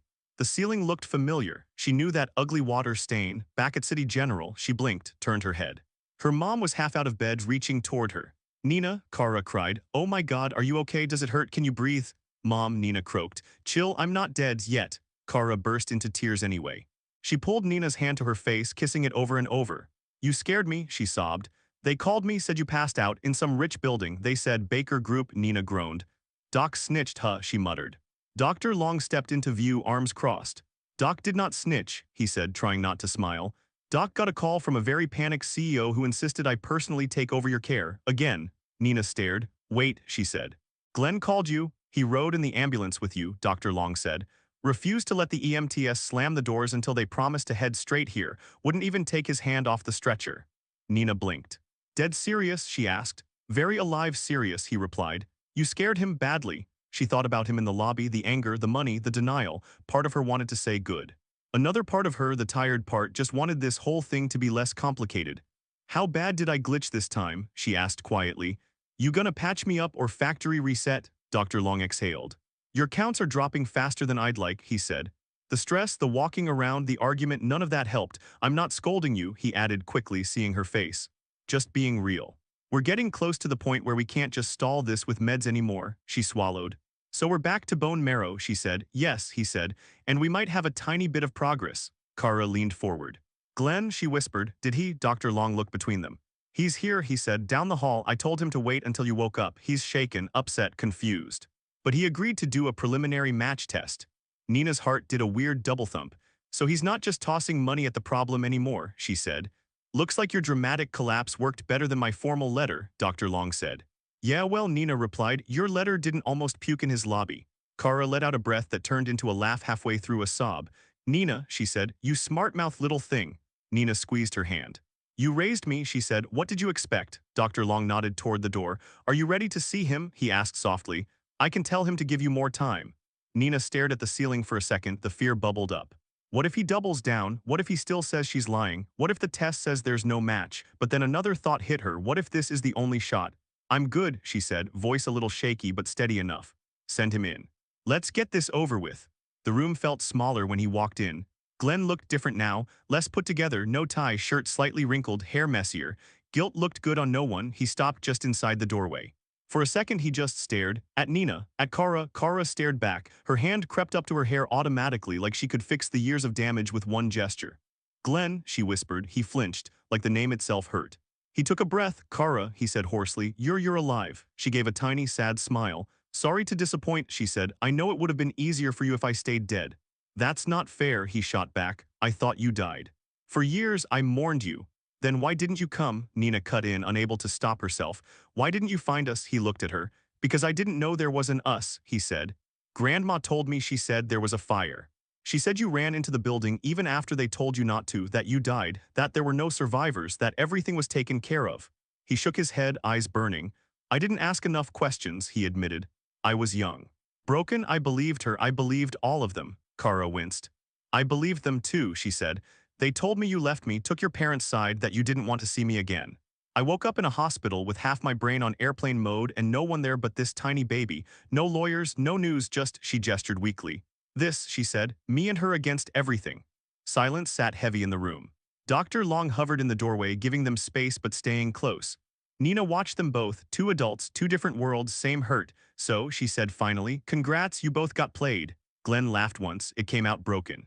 "Yeah," he said, "we did." He glanced at Dr. Long. "You said you can do a test," he asked. "To see if she's really," his voice cracked. He didn't finish the sentence. Dr. Long nodded. "A HLA match test," he said. "We already drew Nina's samples, obviously. We took your blood an hour ago. Lab is rushing it. We'll know soon." "How soon is soon?" Nina asked. "A few hours," he said. "Maybe less." She made a face. "Hospital hours are like dog years," she muttered. "Feels like forever."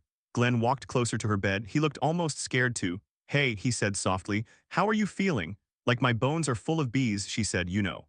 Regular Tuesday energy." He almost smiled. "Doc says you passed out because your counts are low," he said, "and because you insist on doing high-drama confrontations in corporate lobbies." "Don't act like you didn't need it," she said. "You would have ignored any boring email." "Fair," he admitted. His eyes flicked to her hospital bracelet. He read her full name, Nina Lane. "What if," he started, then stopped. "What if what?" she asked. "What if the test says," he swallowed. "What if it says I'm not your father?" She stared at him. "Then I go back to plan B," she said. "What's plan B?" he asked. "Pray the registry pulls off a miracle," she said. "Or science invents some new trick, or aliens land and hand us better meds. I don't know, I didn't get that far in the brainstorm. My plan A is you." He swallowed again. "And if the test says I am?" he asked. Nina looked away for a moment. Her eyes found Kara. Her mom looked small in her bed, gray hoodie, old brace, fingers twisting the sheet. Nina looked back at him. "If it says you are," she said slowly, "then you don't get to walk away again." His jaw tightened. "You think I want to?" he asked. "I don't know what you want," she replied. "I just know what I need. I need your bone marrow. I need you to show up at the hospital when they call. I need you to not ghost the surgery. And my mom," she hesitated. "My mom needs you to at least stop acting like she's some random woman who ruined your life," she finished. Kara flinched again. "I did ruin his life," she whispered. "His parents died because of that project." "No," Nina cut in sharply. "They died because rich people cut corners and lied. That's not on you." She glanced at Glenn. "That's on the grown-ups who made those decisions," she said. "And the ones who covered them up." Glenn rubbed his forehead. "The materials, the safety codes," he said slowly. "Baker Construction handled some of those contracts. I wasn't running that division," but he trailed off. "Kara," he said, looking at her, "it wasn't your job to inspect materials. You were just there, you didn't ignite the fire." Mabel's voice echoed in his memory. "She caused their deaths." He looked at Nina again, at her eyes, his eyes. He suddenly felt very tired. "How did you even get to my office?" he asked softly. "On your own like that?" "Bus," Nina said. "Feet, attitude." He huffed a small laugh. "You really are stubborn," he said. "Takes one to know one," she replied. They were both quiet for a moment, then Glenn straightened. "Whatever this test says," he said, voice steadying, "I owe both of you more than what happened today. I shouldn't have thrown money at you like that." "I was afraid." "Afraid of what?" she asked. "Afraid you were real," he said. "Afraid all the lies I'd built my life on would fall apart." Nina raised an eyebrow. "You say that like they didn't already," she said. "You're in a hospital room talking to the girlfriend you thought died and the kid you thought didn't exist. Your life is already a Jenga tower, my guy." He actually laughed, like really laughed. For a second he looked younger. "Like the guy in the photo." Dr. Long cleared his throat gently. "I'm going to check on the lab," he said. "We'll know soon." He slipped out, leaving the three of them in a bubble of awkward quiet. Outside in the hallway, a nurse walked quickly toward Dr. Long with a folder in hand. Doctor, she whispered, the HLA test just came back, it's interesting. He took the folder, flipped it open. His brows shot up. Huh, he murmured, well, that's going to complicate everything. Back in the room, Nina lay there staring at the ceiling. Kara twisted the sheet. Glenn paced in a tiny circle, wearing a groove in the floor. Y'all making me dizzy, Nina said. Sit down or something. Glenn opened his mouth to snap back, then stopped. He sat right next to her bed, close enough that she could see the tiny scar on his chin. The same one she had, just smaller. How'd you get that? She blurted. He touched his chin. This, he said, fell off my bike when I was 8, refused to wear a helmet, thought I was invincible, she huffed. Same, she said. Except mine's from falling on stairs, also thought I was invincible. He looked at her, really looked. Maybe you are, he said quietly. You made it this far, she rolled her eyes. Tell that to my white blood cells, she said. The door opened. Dr. Long walked in holding the folder. His face was calm, but there was something in his eyes. Nina sat up a little. Well, she asked. What's the tea, Doc? He took a breath. Medically speaking, he said slowly, we have a very strong match. The test shows a 99% compatibility between your HLA markers and Mr. Baker's. Kara closed her eyes. A tear slid out. Glenn let out a breath he didn't know he'd been holding. So, Nina said, that means, Dr. Long looked at her. Yes, he said, biologically all signs point to him being your father. The room went very still. For a second nobody said anything, then Nina let out a shaky laugh. Knew it, she whispered. I told you my drama wasn't fake. Glenn looked like someone had punched him and hugged him at the same time. He swallowed hard. Okay, he said. Okay, then we move forward. What do we have to do? What does the transplant involve? Risks, schedule, everything. I want all of it. Dr. Long's shoulders relaxed a little. We can go over the details, he said. There are risks for both of you, but the odds are far better with a match like this. We'll need to do more tests, conditioning, planning, and time still matters. He flipped a page. There's something else, he added. The disease has been progressing. Even with the transplant, we may not get a full cure. There's a chance of relapse later, but without the transplant, her chances are much worse. Then we don't hesitate, Glenn said. We do it. He looked at Nina. You hear me? He said. Whatever it takes, I'm here. You're not doing this alone. Nina stared at him. For the first time, she let herself really feel it. Not just the anger, not just the fear, the possibility, hope. It scared her almost more than the sickness. What if you regret it later? She asked softly. What if I mess up your life again? His face softened. News flashed, he said. My life's been messed up for a long time. This might actually be the first right thing I've done in years. She sniffed. Cheesy, she said, but I'll allow it. Kara watched them both. Her heart ached in a way that had nothing to do with smoke damage. Glenn turned to her. And you, he said, I don't even know where to start. Start with I'm sorry, Nina said, then move on to I'm paying all the bills. He shot her a look. Wow, he said dryly. You really did get my attitude. Genetics, baby, she said. Kara laughed through her tears. Glenn, she said quietly, whatever happens, thank you for not walking away this time. He shook his head. I walked away once without even knowing, he said. I'm not doing that again, not ever. He looked at his daughter. My name is Glenn, he said, but if we're really doing this, he swallowed. You can call me Dad. If you want, Nina blinked fast, her throat tightened so much it hurt. Let me test drive it first, she said, see how it feels. He smiled for real this time. Fair, he said. She took a breath. Dad, she said just once, the word hung in the air, real heavy, new. She felt something settle in her chest, not healing, not yet. But like the first piece of a broken thing finding where it's supposed to fit. The word Dad stayed in the air long after Nina said it. Glenn didn't know what to do with his hands. He shoved them in his pockets, pulled them back out. Gripped the bed rail, let go again. Nina watched him, amused. You look more stressed than me, she said, and I'm the one with the messed up cells. He huffed a laugh. Fair point, he said. I don't want to screw this up. Too late, Nina said. You already did, past tense, but like welcome to the fix-it phase. Dr. Long clapped his hands softly once. Okay, he said. Since we've officially crossed into fix-it phase, let's talk practical stuff. He pulled a rolling stool closer and sat. Here's the plan in normal person English, he said. Nina, your bone marrow is producing way too many bad cells. We need to wipe most of that out and replace it with good cells. That's where your dad comes in. Glenn nodded slowly. You'll be the donor, Dr. Long continued. We'll give you a medication that makes your bone marrow push extra stem cells into your bloodstream. It'll make your bones ache like bad flu. Then we'll hook you up to a machine that filters your blood, collects those cells, and returns the rest. Think of it as donating blood plus. That sounds fun, Glenn said dryly. It's not a vacation, Dr. Long said, but you'll walk out on your own 2 feet. You'll be tired, sore, but you'll recover. Nina smirked. Meanwhile, I get nuked, she said. Dr. Long gave her a look. Yes, Miss Drama, he said. You get the heavy-duty part. High-dose chemo to clean out your bad marrow. That's going to be rough. Nausea, fatigue, hair loss, all the greatest hits. Already rocking the tired raccoon aesthetic, she said. Might as well commit. After that, he went on, we infuse your dad's stem cells into your bloodstream. They'll find their way into your bones and if all goes well set up shop as your new marrow. Then we wait and watch for infections. For graft issues, for your counts to climb. And if it works, she asked quietly. If it works, he said, you get a shot at a real childhood, school friends, annoying your parents for decades, all that. She looked at Glenn. You down for decades of being annoyed? She asked. He swallowed. Absolutely, he said. Sign me up. News traveled fast, not hospital chart fast, grandma fast. Mabel heard about the match before the paperwork was even filed. She was in her sitting room sipping tea when Evans, Baker Group's permanent problem handler, showed up at her door. Madam, he said carefully, there are some developments at City General you should be aware of. Her hand tightened around the cup. What kind of developments? She asked. I believe Mr. Glenn found the child, Evans said. The one with leukemia, the one you mentioned before. Her pulse skipped. You're sure? She asked. He had HLA testing done, Evans replied.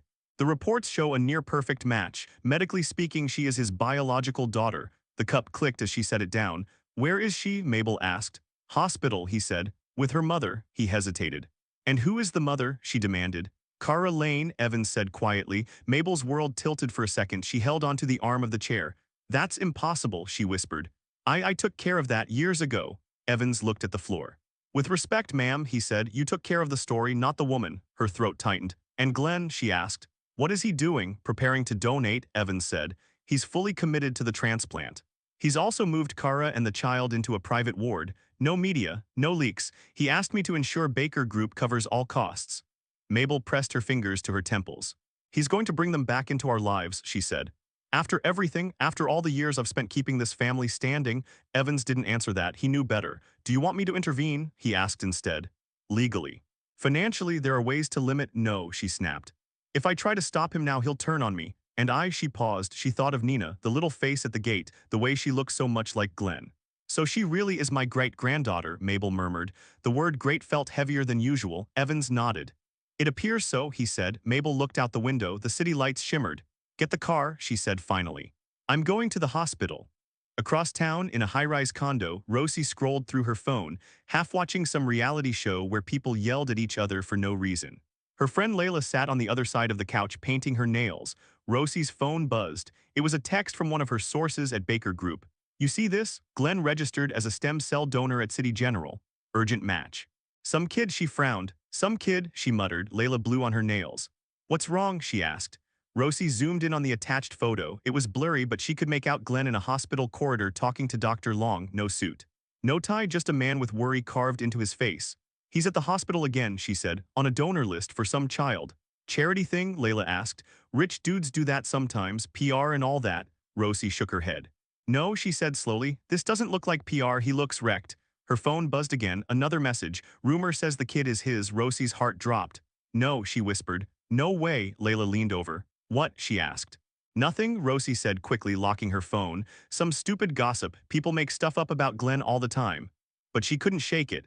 Her brain started piecing things together, the whispers from months ago. The talk in Hamel City about an illegitimate child. The old name she'd heard only once. Cara, her jaw clenched. Oh hell no, she muttered. She is not taking my spot. Layla raised a brow. You okay? She asked. Rosie smiled too wide. Totally, she said, but I think I'm gonna pay someone a little visit. Back at City General, things were almost calm, almost. Glenn had just come back from getting more blood drawn. Nina had thrown a fit about wanting matching bandages. If you're gonna poke us both, she said, at least give us the same cartoon. We're a package deal now. So they both had dumb little dinosaur band-aids on their arms. Roar, Nina said, wiggling her fingers. We're Dino Squad. Glenn shook his head. You're ridiculous, he said. You love it, she replied. He didn't deny it. Cara watched them, something soft and painful mixing in her eyes. Dr. Long came in with a folder. Okay, he said. We're moving forward, paperwork's done, schedules are set, we'll start prepping you both tomorrow. Nina lifted her chin. Let's go, she said. I'm ready to not die. Good attitude, Dr. Long said. We'll get you anti-nausea meds, central line placement, the whole 9 yards. It's going to be rough, Nina. There will be days you feel like trash. Like please knock me out trash. You need to remember this is the ugly part before the good part. I've been in the ugly part for a minute, she said. I can push through. He nodded, impressed. Glenn looked at him. What about long-term risk? He asked. For her and for me. For you, Dr. Long said, short-term bone pain, fatigue, maybe a headache. Long-term, extremely low risk if you're otherwise healthy. For Nina, he hesitated. She has a shot, he said, a good shot, but we can't promise a 100% cure. There's still a chance of relapse down the road. So we're basically buying time, Nina said. Buying time and quality of life, Dr. Long said. Which, in your situation, is a big deal. Time works for me, she said. I've got stuff to do. Like what? Glenn asked. She smirked. Annoy you, she said. Obviously, he rolled his eyes. I walked into that one, he said. A knock on the door interrupted them. A nurse poked her head in. She said nervously, there's someone here to see you, says she's family. Glenn frowned. My grandma, he asked. The nurse winced. And your fiancé, she added. Nina's whole face scrunched. Oh, cool, she said flatly. The boss level.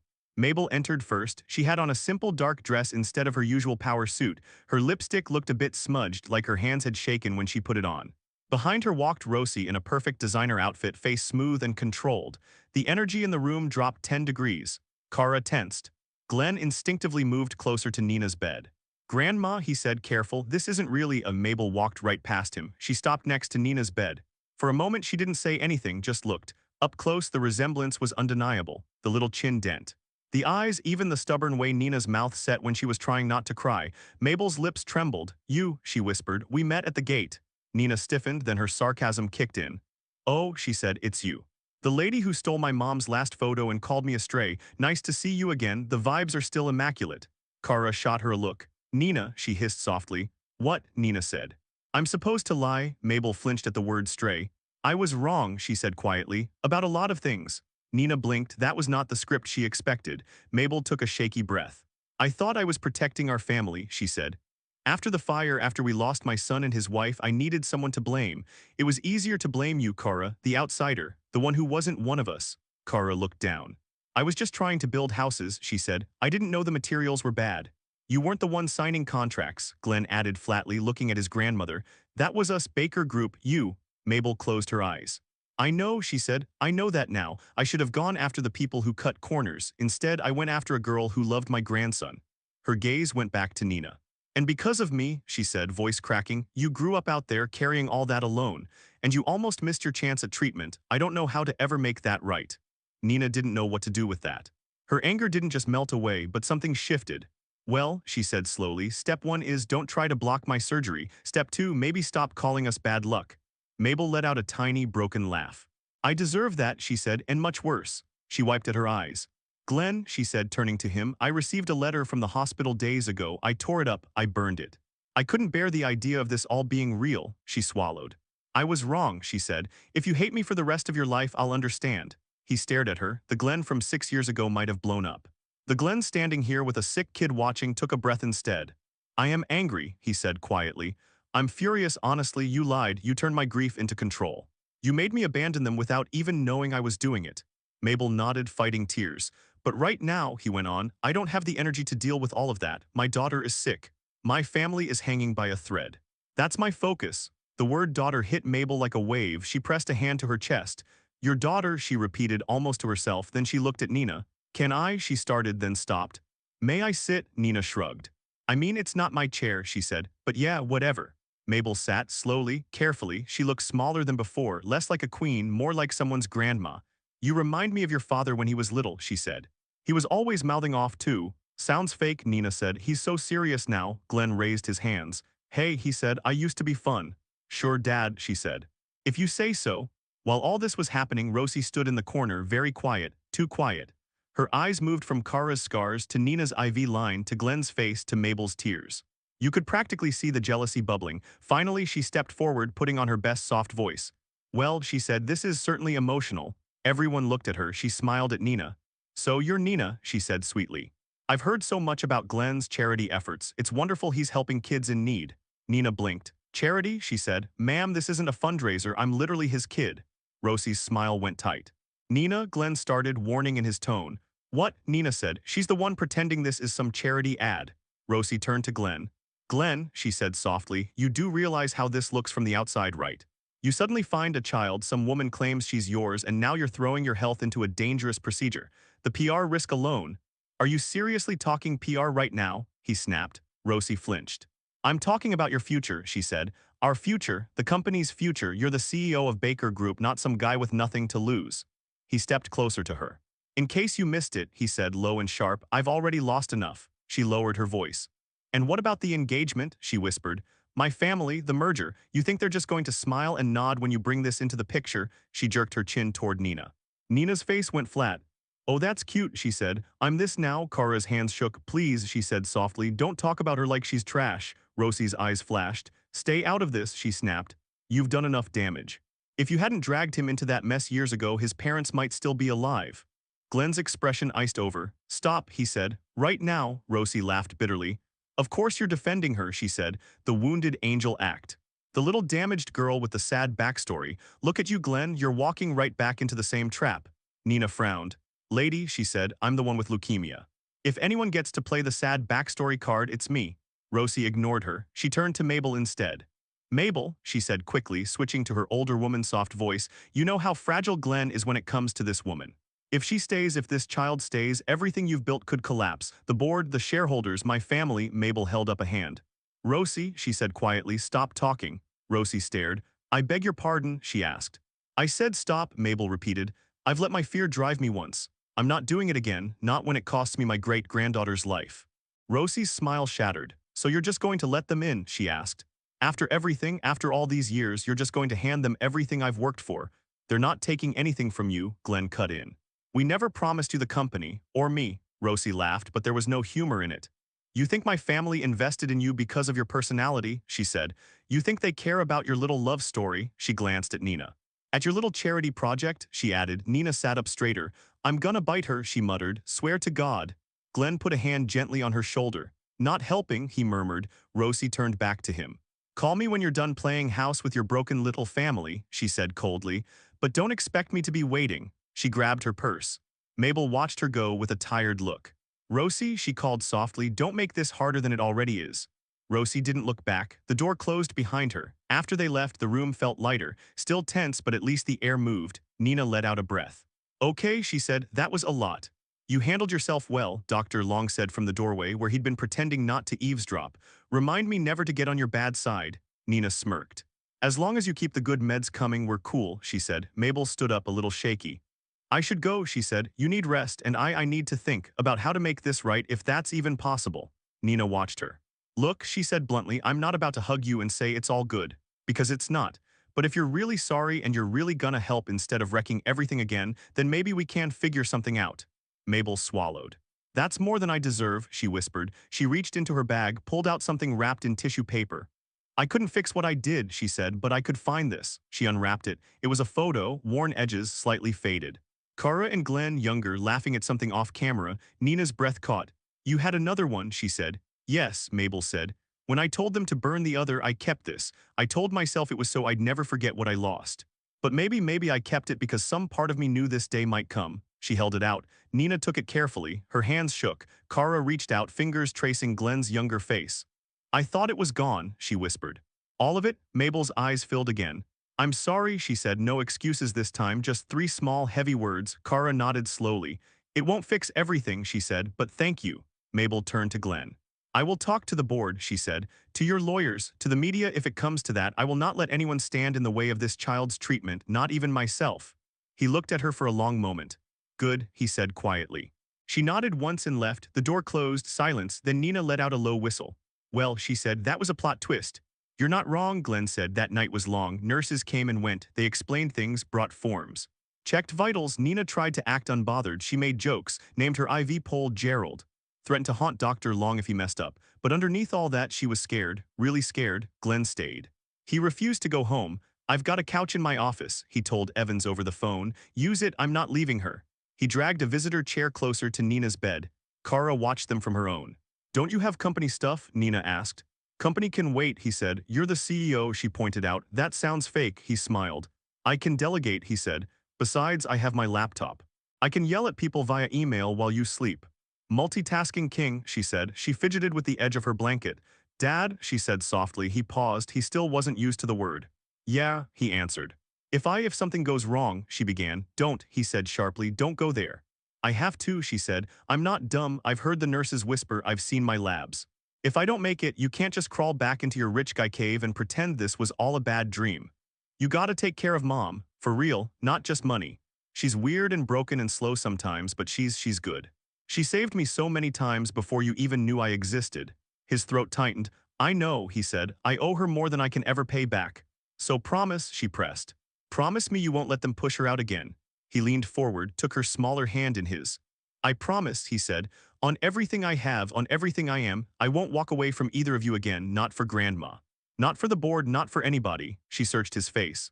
Okay, she said finally, I believe you. Good, he said, because I'm planning on you sticking around to annoy me about it for the next 50 years, so we're both locked in now. She smiled. Deal, she said. Morning came too fast. They woke Nina before the sun. Pre-op stuff always started early. Nurses quietly moved in and out, trying not to act like today was a big deal. It was a huge deal.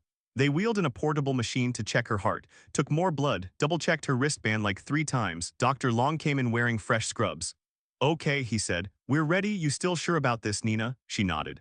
Let's roll, she said. I didn't sit through all those nasty hospital breakfasts just to bail now. He smiled. That's my girl, he said. He turned to Glenn. You ready on your side? He asked.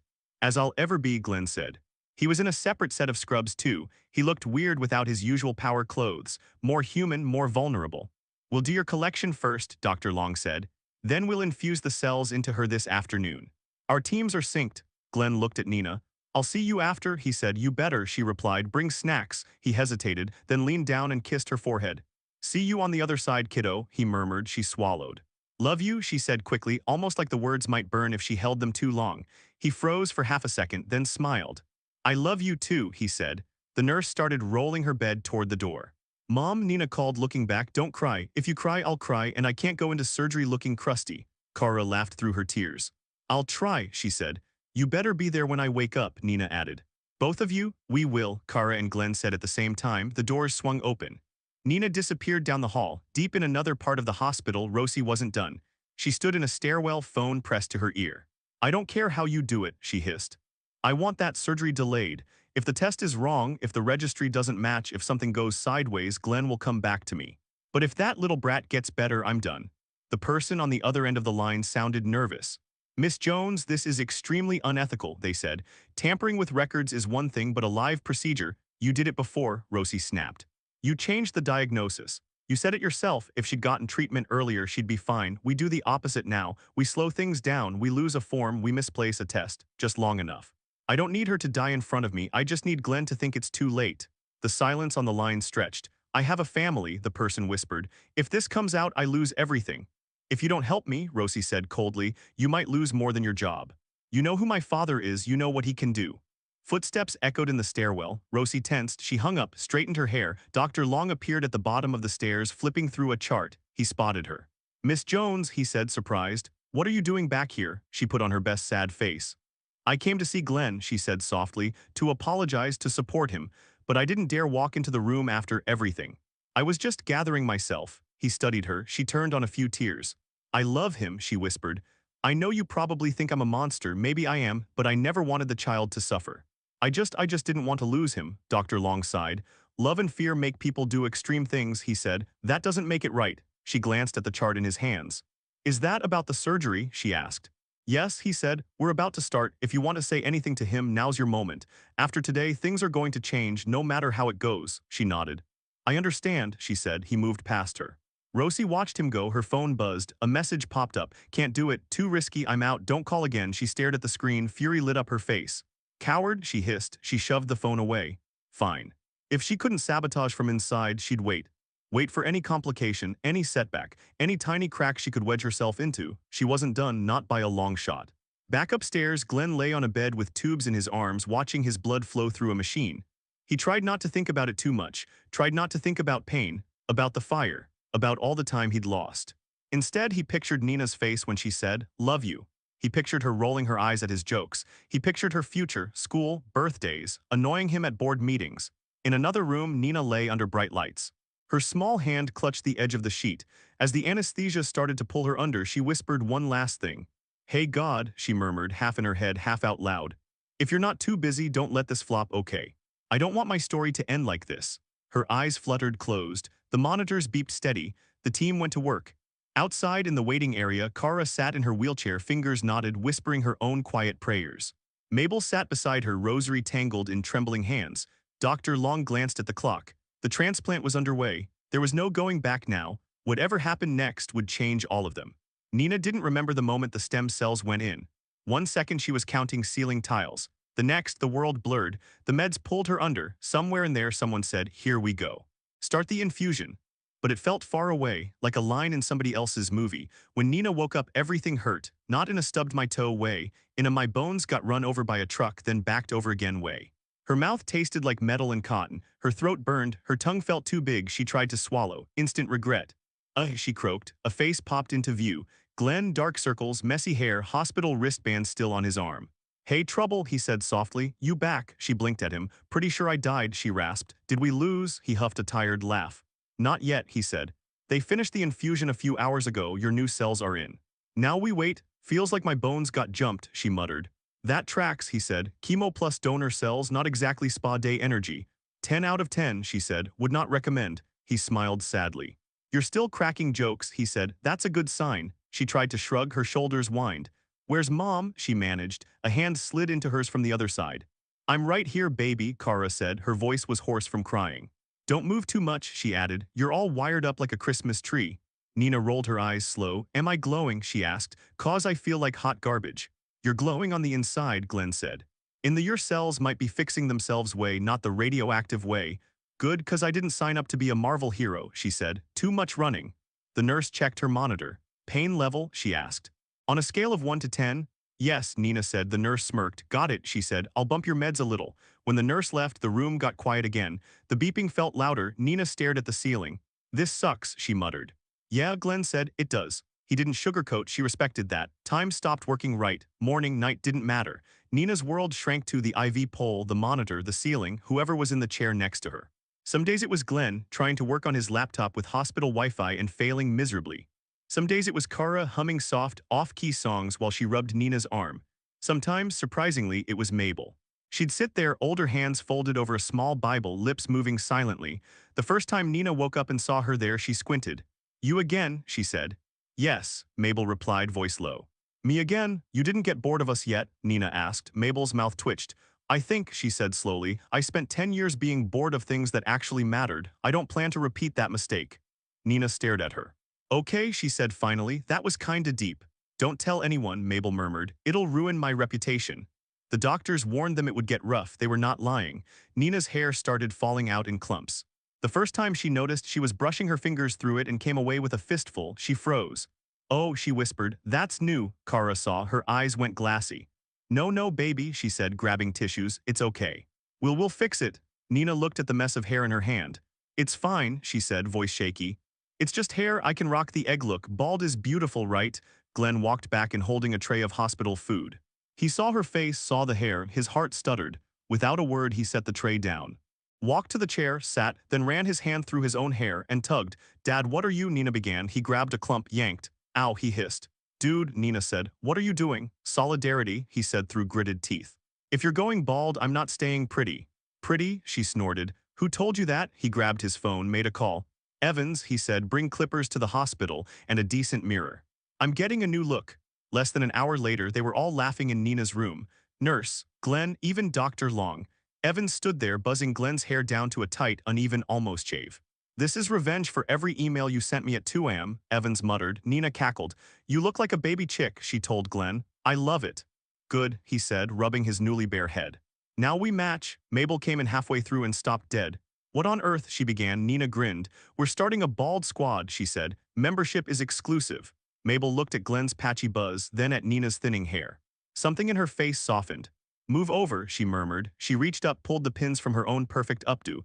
Underneath the salon work, her hair was already thinning with age. She smoothed it down. "I can't shave mine," she said. "Doctors told me to keep my head covered, but I can at least stop pretending it's still like it was when I was 20. Nina's smile wobbled. "Grandma," she said softly. Mabel blinked. "Yes," she asked. "You didn't complain when I called you that," Nina said. Mabel swallowed. "I'm trying it on," she said. "See if it fits." Week 2 hit like a truck. The chemo did what it was supposed to do. It wiped Nina's marrow. It also wiped her appetite, her energy, her patience. Food smelled wrong. Water tasted like pennies. Every joint hurt. Her mouth was covered in sores. One night around 2 a.m. her fever spiked. The monitors screamed. Her teeth chattered. "I'm freezing," she whispered, even as sweat dripped off her forehead. Nurse Kayla flew in, hitting the call button. "Doctor, her temp's 104, she said into the intercom. BP dropping. Heart rate climbing. Nina's chest felt tight, her breaths came fast, too fast, drowning in air. Mom, she gasped. Something's wrong. Kara, who had been half asleep in the chair, jolted awake. I'm here, she said, grabbing Nina's hand. It's okay, baby, breathe. Glenn stumbled in seconds later from the tiny cot they'd set up in an empty side room. What happened? He demanded. Kayla slapped an oxygen mask over Nina's face. We might be looking at an infection, she said. Or graft versus host, or both. We need labs, we need cultures, we need Dr. Long now. The room turned into chaos. IV bags changed, lines added, monitors beeped faster. Dr. Long burst in, hair wild, scrubs wrinkled. All right, he said. Everyone take a breath. Nina, can you hear me? She nodded weakly, tears leaking out the sides of her eyes. This sucks, she mumbled through the mask. It does, he agreed, but you're not alone in it, we've got you. He barked orders, broad-spectrum antibiotics, more fluids, steroids to calm immune flare, chest scan. Kara gripped Nina's hand so hard her knuckles went white. Glenn stood there useless, wanting to punch something and fix everything at the same time. Is she going to die? Kara choked out. Dr. Long didn't give the easy lie. She's very sick right now, he said. This is the danger zone after transplant. Her immune system is basically offline, but we caught it fast. We're doing everything we can, don't assume the worst yet. Glenn's eyes burned. Is this my fault? He asked quietly, voice shaking. Did my cells do this to her? Dr. Long shook his head sharply. Do not go there, he said. This is the storm we knew was coming. The fact that she has your cells is the only reason we have a shot. Hours blurred. At some point, Mabel showed up in a robe and slippers, having driven straight from home when Evans called. She stood in the doorway, watching her great-granddaughter fight for each breath. I did this, she whispered. All of this. If I hadn't, Glenn cut her off. We can blame you tomorrow, he snapped. Right now, blame the cancer. She flinched, then nodded. Right, she said. You're right. They watched, waited, prayed. Nina drifted in and out, caught between fever dreams and real pain. In one crack of wakefulness, she saw all three of them, Mom, Dad, Grandma, standing there. She squinted. You all look like crap, she muttered. Kara burst into tears again. Oh, thank God, she sobbed. She's still complaining. Language, Glenn said automatically, voice hoarse. Nina's lips twitched under the mask. There he goes, she whispered. Dad mode activated. The fever broke on day 3, not all at once, slowly. The highs weren't as high. The chills weren't as violent. Her heart rate settled down, her breathing eased. By the end of the week, Dr. Long came in with a printout and a tired smile. Okay, squad, he said. We've got our first good news. Nina raised an eyebrow. Better not be cafeteria upgraded the jello, she said. He held up the labs. Your white count just moved, he said. A tiny bump, but it moved. That means the new cells are starting to wake up and do their job. Glenn exhaled like he'd been holding his breath for days. Kara covered her mouth. Is that really good? She asked. It's the first step, Dr. Long said. Think of it like the first little green shoot poking out of the dirt after you plant a seed. It's not a tree yet. But it's something real, Nina smiled weakly. Guess I'm not dead yet, she said. Kinda iconic. Extremely, Glenn said. Day by day, numbers crept up. Nurses began to relax. Monitors beeped in less dramatic rhythms. Physio came in with light exercises. Move, they told Nina, even if you hate us for it. I do, she muttered, but she moved, she sat up more, started eating again, tiny bites, half a cracker felt like a marathon. One afternoon, Glenn found her staring at her reflection in her phone camera. Pale skin, dark eyes, bald head, IV line snaking down her neck. You okay? He asked. She tilted the phone, making faces at herself.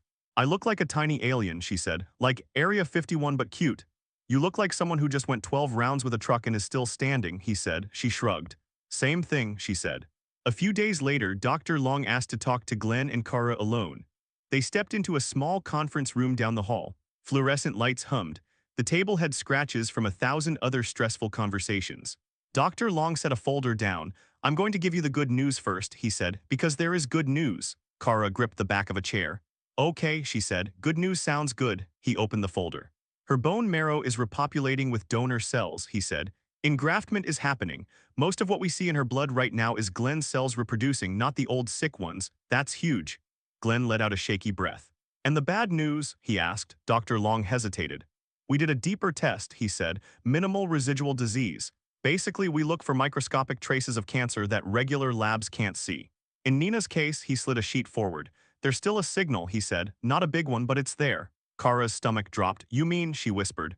I mean the transplant worked, he said, but because we started late, the disease was deeply rooted. The chemo knocked it down, but not all the way. There's a chance this will come back later. How big a chance? Glenn asked, voice tight. I won't lie to you, Dr. Long said.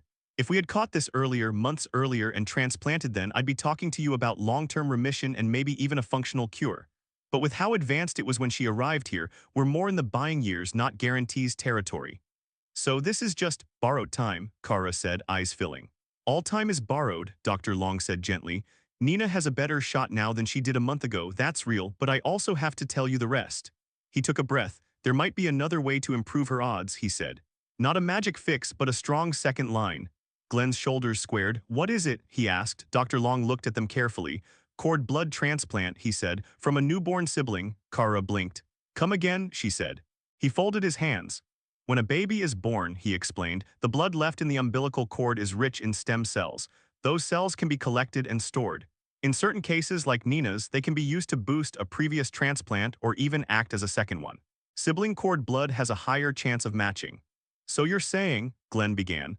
I'm saying, Dr. Long replied, that if you two have another child, there is a decent chance we could use the cord blood to give Nina's system another push. It doesn't erase all risk, but it could tip the scales more in her favor. Kara just stared at him. You want us to have a baby, she said slowly, to save our first baby. I know how that sounds, Dr. Long said. I'm not pressuring you, I'm just telling you the options. There are ethical questions, emotional ones, practical ones, and we'd need to move sooner rather than later because of Nina's timeline. Glenn ran a hand over his short hair. Is this even realistic? He asked. We've been apart for years, we just found each other again, we're still untangling all the mess. I'm not asking you to fix your relationship overnight, Dr. Long said.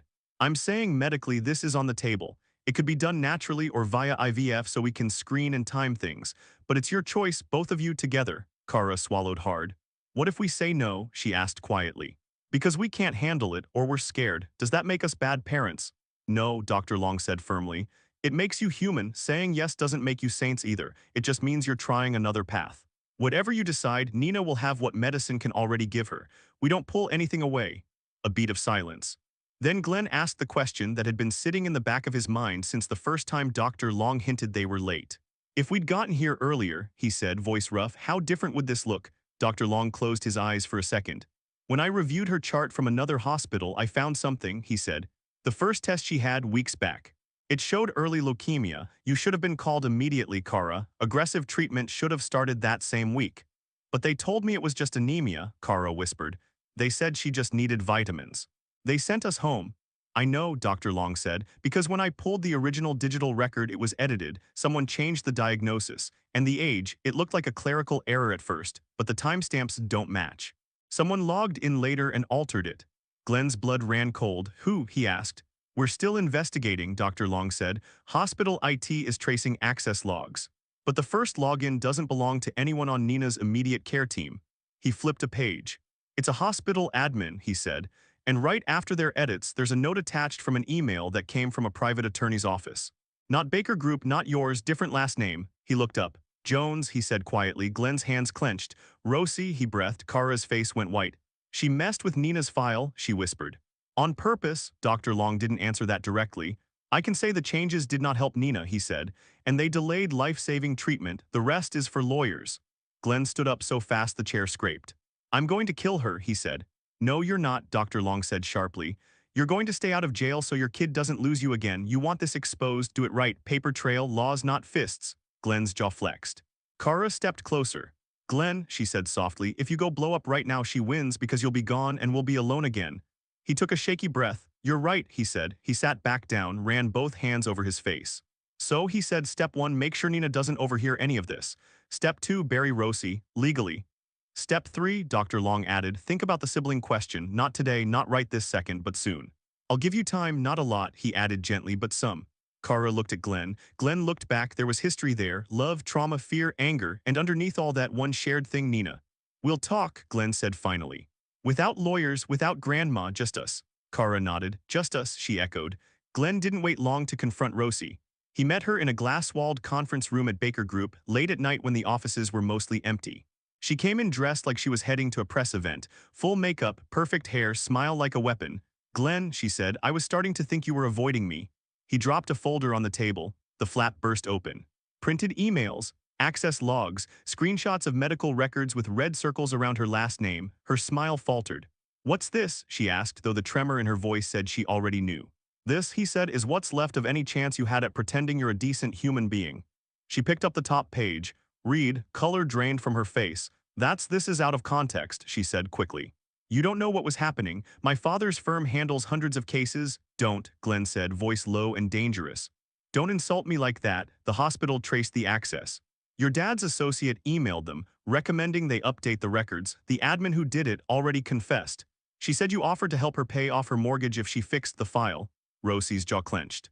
She was going to lose her house, she said. I helped her and it's not like the kid died. Glenn stared at her. You tampered with a cancer diagnosis, he said, each word like a stone. You delayed treatment. You almost guaranteed my daughter would die before we even knew she existed. For what? So I wouldn't go looking for her, so you wouldn't have competition.